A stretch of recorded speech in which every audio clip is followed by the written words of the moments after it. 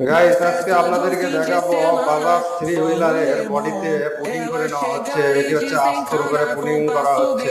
এই পুটিং গুলো সম্পূর্ণ তৈরি করে নেওয়া হচ্ছে। পুটিং তৈরি করার শেষে দেখুন অনেক সুন্দর করে বডিতে এই পুটিং গুলো সম্পূর্ণ গাড়িটি করে নেওয়া হবে।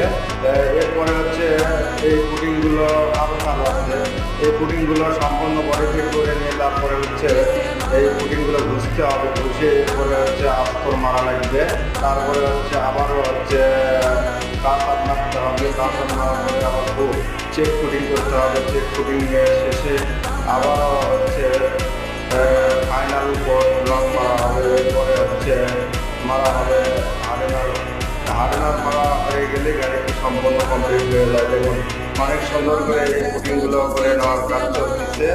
এরকম ভিডিও পেতে আমাদের সবাই ফলো দিয়ে পাঠিয়ে থাকবেন। দেখুন অনেক সুন্দর করে এই বডিতে পুটিংগুলো করে নেওয়া হলো।